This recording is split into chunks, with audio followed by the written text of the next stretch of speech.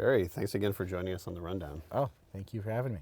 You wrote a piece recently for the Globe and Mail called Why We're Blowing, a Generational Moment for Canadian Culture. What do you mean by that? Well, I just kind of got to thinking about this elbows up sentiment that everybody is kind of wrapped around in. And, you know, we've been very much told to look at the grocery labels of where our orange juice is coming from and protect lumber and protect automotive and everything like that, like all these industries that need our support. And yet there's not a lot of conversation about the one thing that makes Canadians Canadian, which is our identity, which is our culture. And we haven't really been protecting that or emphasizing it or even trying to marginally boost it. Is that because it's hard to really define what Canadian culture is? I felt like this question, whenever you're asked what is Canadian culture, people kind of try to grasp at straws as to what it means. I think so, but I don't think we necessarily have to define what Canadian culture is, more so what are the pieces that make it up. So what are the stories that we consume? I mean, that's culture, right? Mm-hmm. So what are the books that we read? What are the plays we watch? What's the art that we take in? What are the movies, the television shows on our screen?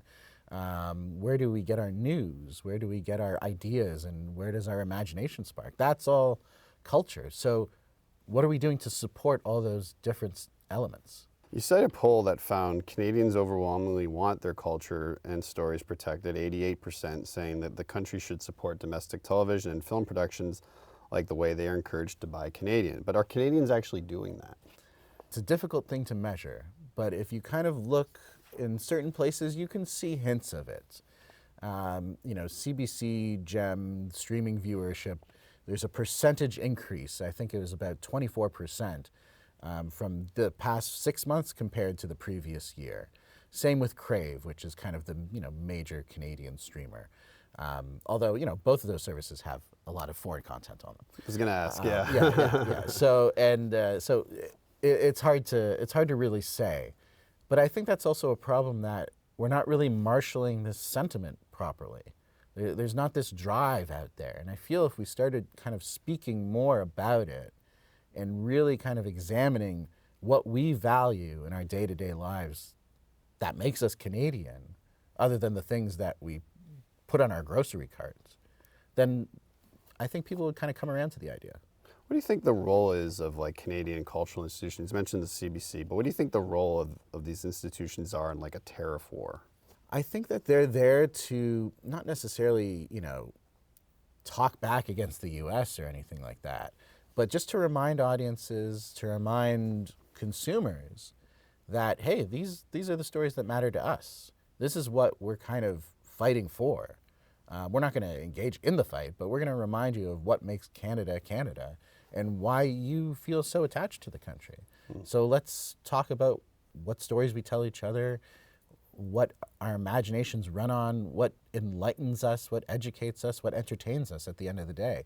Everything that kind of makes, honestly, day-to-day living worth living. Is it hard to unify behind, let's say, not to pick on them, but the CBC, considering that one political party is pretty outspoken about defunding it, and then there's the government kind of sends mixed signals about its funding, right? Mm-hmm. Too, right? Mm-hmm. I mean, I think the CBC, if funded and managed right, can be a real weapon and a shield for Canadian culture. I mean, this is something that is so tied into Canadian identity more than anything else, I think, out there right now in terms of, an established agency or something like that. Canadians have strong feelings about the CBC one way or the other. So if we can marshal that sentiment into something good and to something positive, that would be great. And yes, it is become this center of polarization on the political spectrum. But why, I guess my question is, for those who campaign on something of a defund the CBC motto, why do we want to get rid of something so easily that has been so long a part of our history? And that can be managed, again, in a correct way if we just do it right. One of the things that Mark Carney has said on the campaign trail is that in terms of per capita funding for public broadcasting, we're 40% behind places like the UK or Australia or France. Those are countries that seem to value cultural output more than we do in terms of the public purse. Why the hesitancy? What about Canadian Heritage, which oversees Canada Council for the Arts and Telephone? What's happened to their budgets? I mean, they've also been on a downward slide. And, Mark Carney gave that edict out across departments that you've got to trim 15% back from your budgets coming up.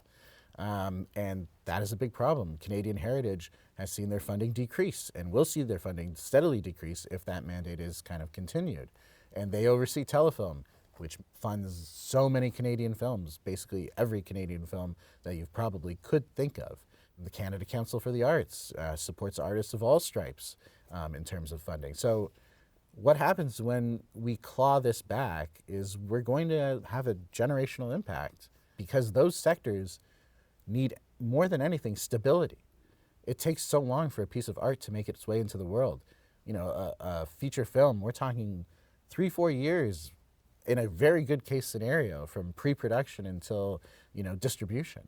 Television series are the same. A book can take God knows how long. So if we rob that, then we're kind of shooting ourselves in the foot because the next time, and this isn't going to be the only time that we engage in some kind of cultural war, cultural standoff with our neighbor to the south, we're just going to be that much more diminished. I want to timestamp this conversation because we're talking before the federal budget comes out. So maybe they'll announce some new funding for these institutions. I guess I wonder what you see as the economic upside to funding the arts. Well, I don't think you have to look too far. Just look at the data. The cultural sector brings in something like 63.9 billion GDP. It employs 600,000 workers, both the artists and the artisans who support that. So this is not some kind of piddly little industry that can easily be plucked out of the economy without any harm.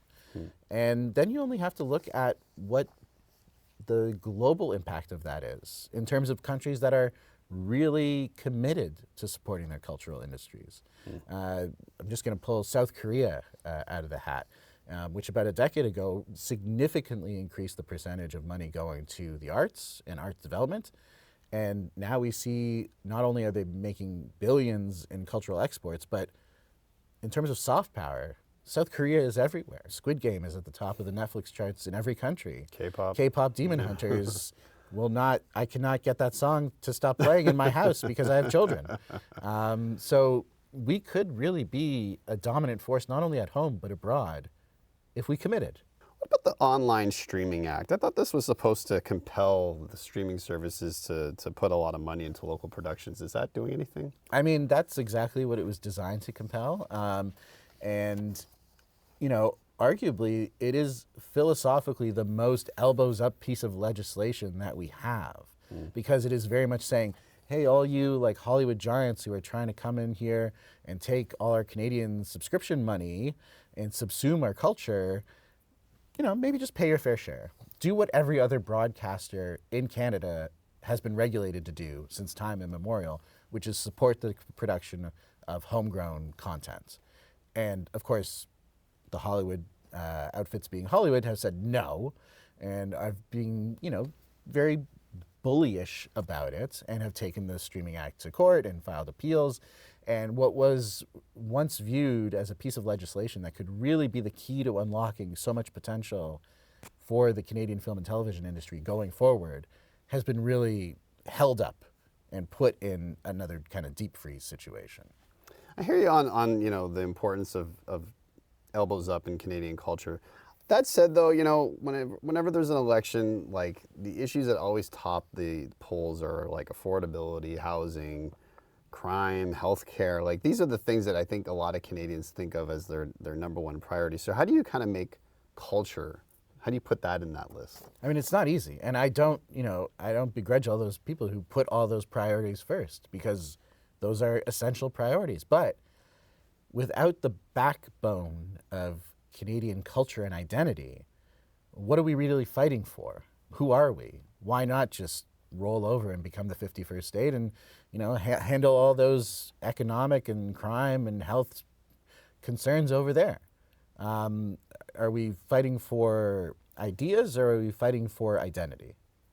Well, when it comes to that identity piece, I mean, something that made me laugh this year was the Canadian Screen Awards. What won Best Picture?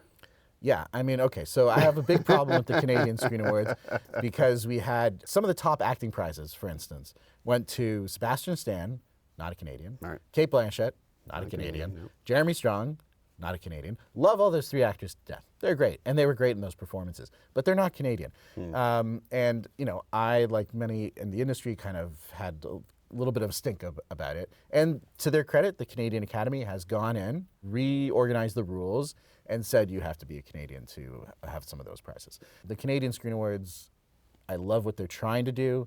Like the CBC, there's a lot of problems there, but let's take this opportunity right now when we're talking about this. We're talking about Canada as a thing versus the U.S. as a thing, and not, you know, rolling over.